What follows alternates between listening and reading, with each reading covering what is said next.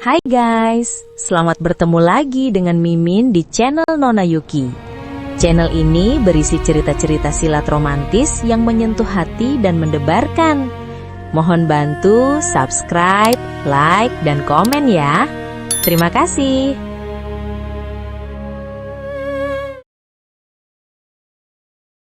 Kaisar Agung Seni Bela Diri Bab 2027.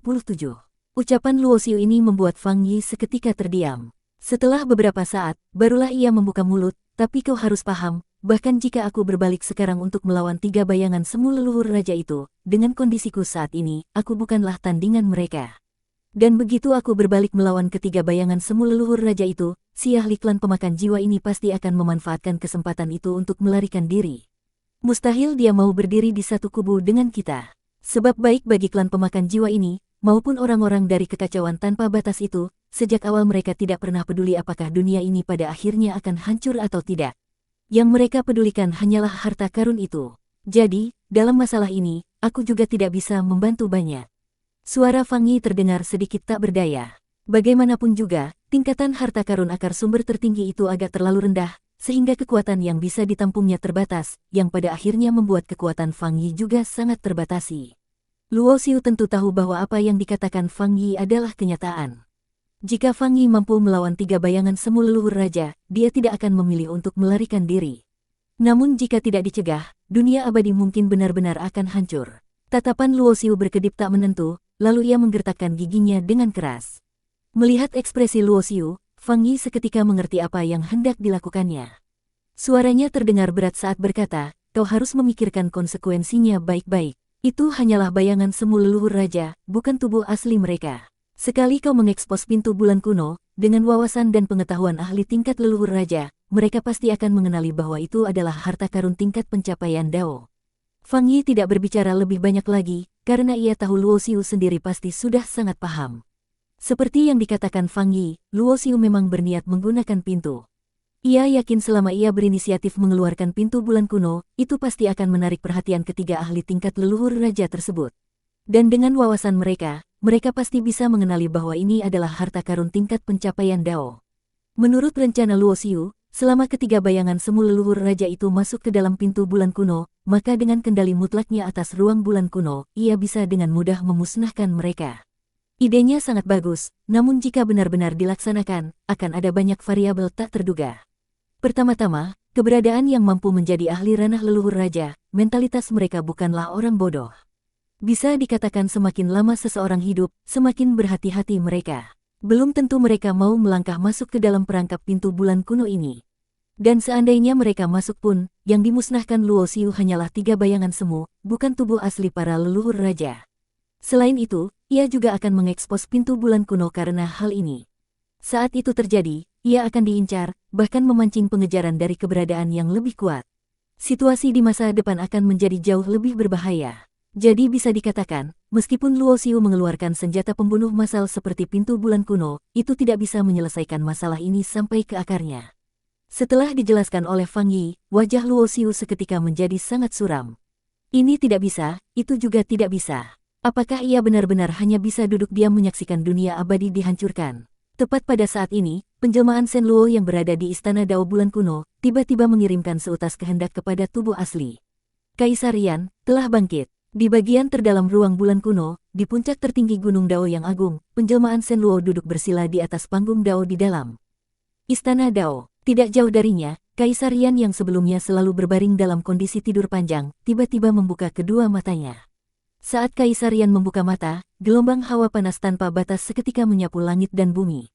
Sepasang matanya tampak bagaikan 2 nyala api yang membara. Di bawah khasiat pil penciptaan tertinggi, sumber asalnya hampir pulih sepenuhnya. Ini menunjukkan betapa menentang surga dan kuatnya pil rahasia dari istana penciptaan tersebut, yang mampu menarik kembali seorang ahli ranah tertinggi tahap kesempurnaan besar dari situasi kematian yang pasti. Terima kasih, anak muda dari masa depan. Kaisar Yan perlahan bangkit berdiri. Api menari-nari di sekujur tubuhnya, membuatnya tampak seperti dewa yang lahir dari dalam api. Wajahnya yang semula kering dan layu kini kembali memancarkan pesona masa lalu, tampak seperti pria berusia 30-an, tampan bagai giok dan gagah berani. Selamat atas kebangkitan senior, ujar penjelmaan Shen Luo seraya bangkit dan menangkupkan tangan memberi hormat. Luo Xiu tidak menutup persepsi dari dalam ruang bulan kuno ke dunia luar, sehingga kesadaran ilahi Kaisar Yan dapat menjangkau keluar, dan seketika menyadari apa yang sedang terjadi di dunia abadi di luar ruang bulan kuno. Bisakah teman kecil mengirimku keluar? Wajah Kaisar Yan seketika berubah menjadi serius. Meskipun Luo Xiu tidak menggunakan hukum ketertiban ruang bulan kuno untuk menekannya, namun tanpa izin Luo Xiu, orang lain tidak bisa bebas keluar masuk. Luo Xiu tentu saja tidak keberatan dengan hal ini. Dengan satu pikiran, ia langsung memindahkan Kaisar Yan keluar dari Istana Dao. Bersamaan dengan itu di dunia luar, seberkas cahaya api terbang keluar dari dantian tubuh asli Luo Xiu. Dalam sekejap, sosok Kaisar Yan bermanifestasi di sisinya. Kecuali Fang Yi dan Luo Xiu sendiri, baik ahli klan pemakan jiwa maupun ketiga bayangan semu leluhur raja, semuanya tiba-tiba tertegun. Pasalnya, mereka sama sekali tidak merasakan aura apapun sebelumnya, namun tiba-tiba seseorang muncul begitu saja di depan mata mereka. Hanya seorang ranah tertinggi kecil, bisa dibunuh dengan lambaian tangan. Bayangan semu leluhur raja yang dikelilingi bintang-bintang berekspresi datar. Di belakang kepalanya terdapat sebuah bintang tetap yang memancarkan cahaya dewa yang teramat menyilaukan. Saat ini, seberkas cahaya dewa terbang keluar, berubah menjadi pedang dewa, dan langsung menebas ke arah Kaisar Yan yang muncul secara tiba-tiba itu. Senior, hati-hati. Wajah Luo Xiu berubah. Ia sangat tahu betapa kuatnya bayangan semu leluhur raja. Bahkan serangan yang dilancarkan dengan santai pun bukanlah sesuatu yang bisa ditahan oleh ahli setingkat Kaisar Yan. Sebenarnya, ucapan Luo Xiu juga mengandung maksud lain, yaitu berharap Fang Yi mau turun tangan membantu demi dirinya. Tuan muda tidak perlu khawatir, namun Fang Yi tampaknya tidak berniat turun tangan, melainkan hanya berkata demikian. Luo Xiu mengerutkan kening. Baru saja ia hendak mengatakan sesuatu, ia menyadari bahwa saat menghadapi energi pedang cahaya dewa yang dilancarkan bayangan semu leluhur raja, ekspresi Kaisar Yan justru sangat tenang. Rambut panjangnya yang menari-nari bagaikan api berkibar, sepasang matanya mantap, tertahan, dan dalam. Daoku. Kaisar Yan merentangkan kedua tangannya. Dalam situasi yang hampir pasti membawa kematian ini, ia justru memejamkan mata. Rambut panjangnya berkibar ditiup angin, dan ia mengeluarkan suara seperti itu. Dalam sepersekian detik itu, seluruh ruang dan waktu langit dan bumi seolah berhenti. Angin berhenti, awan berhenti, waktu berhenti, segala sesuatu berhenti. Setelah hening sesaat itu, tiba-tiba terdengar suara gemuruh yang menggema di antara langit dan bumi.